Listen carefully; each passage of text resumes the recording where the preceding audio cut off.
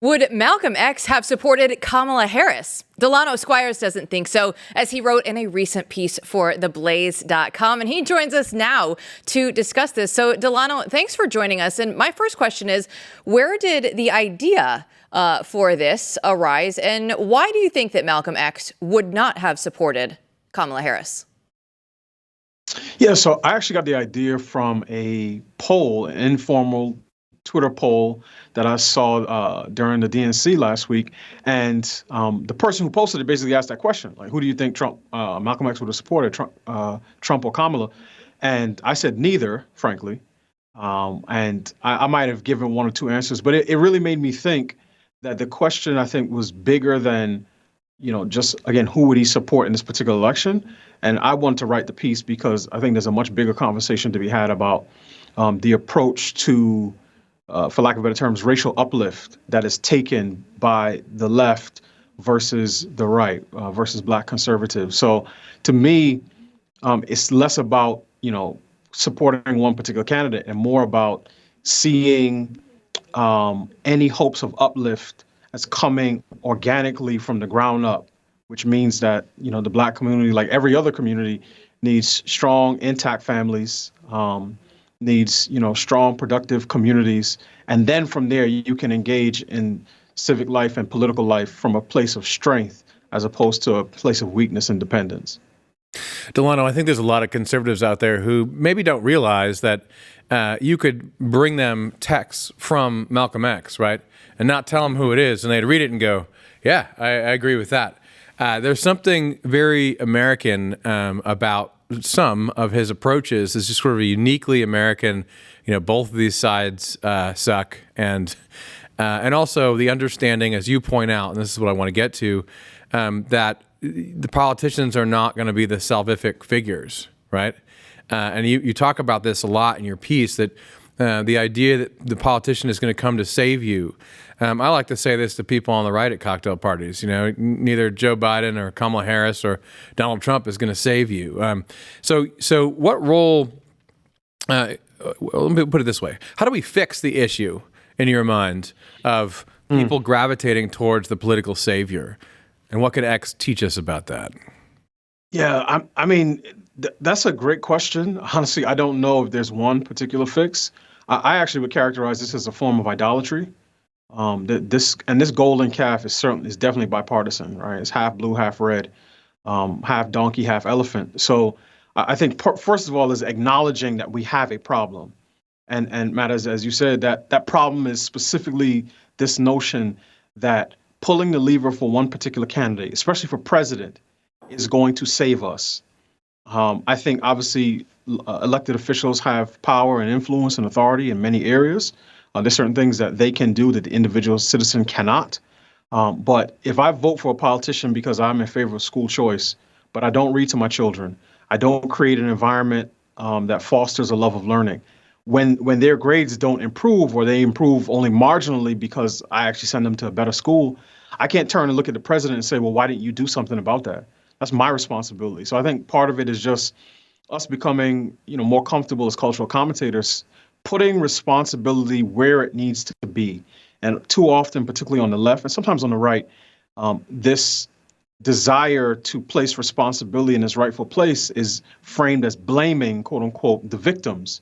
But it's not blaming at all, because whoever has the responsibility has the authority. And that's not something I'm willing to cede to anybody, whether they're in Washington or in my home state. Kind of to that end, how do you think that Malcom X's views on political engagement would be playing out in 2024? Well, let me start here, right? One, I typically don't like to speak for the dead.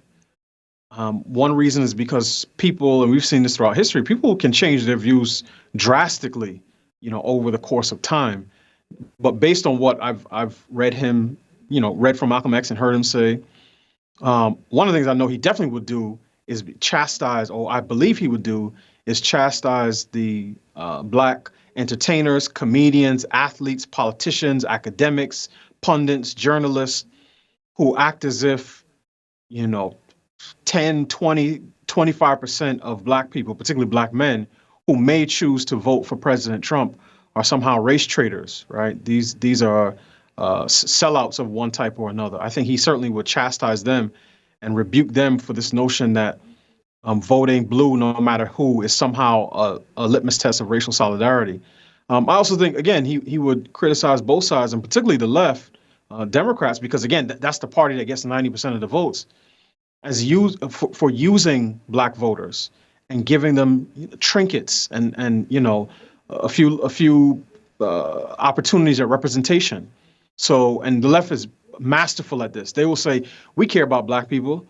How do we show it? Not by school choice, not by, enacting policies that promote public safety, not by talking about the importance of marriage and family, but by appointing a handful of highly educated and decorated African Americans to positions of influence. So, we give you a black vice president or a black Supreme Court justice, but we will vote against school choice, and actively oppose it and actively oppose vouchers while consigning your kids to failing public schools and then bragging about how good we are on race when we vacation on Martha's Vineyard. Delano, maybe it'd be helpful if you could break down for us and say a little bit about how you see the reaction in the black community in America to Kamala Harris right now, both in terms of the media and then sort of what you think, people really think out there. Well, I mean, it's one of these things that, I think this goes every election, right? So certainly since I've been an adult, black voters are going to go 85 to 90% plus with whoever the Democrat candidate is. I mean, literally in 2020, I heard people saying, I don't care if they ran a ham sandwich against Donald Trump, I'd vote for the ham sandwich. That being said, I do think there is a sort of extra level of intensity and passion around supporting her in some sort of sectors of Black America. And certainly, HBCU grads, people in fraternities and sororities have come out and did Zoom calls and raised money. But I also think there are voters who said, look, she hasn't explained her policies to me, and I don't owe her my vote. And until she just clearly articulates what she's going to do for me as a voter, I'm not throwing my support behind her, right? So I think you see both of these things sort of playing out. One thing I see for sure, again, and I mentioned this in the piece, is that there are, I would call them self-appointed Negro wranglers who think it's their business to say, well, unless Kamala gets 98% of, the black vote, you other black people who are considering Trump are not doing your job, right? This is an act of racial this is racial traitorism, basically, right? You're being race traitors and sellouts and Toms and coons, and I don't think that that's going to play. That may have been a card you could have played 5, 10, 15 years ago, but I think there is I see the growth of a class of black folks, and I'm not talking class in terms of social class, but just in terms of political engagement, who will no longer be controlled by emotional manipulation and sort of these obvious attempts at social control, that are used by the left by playing up issues of race.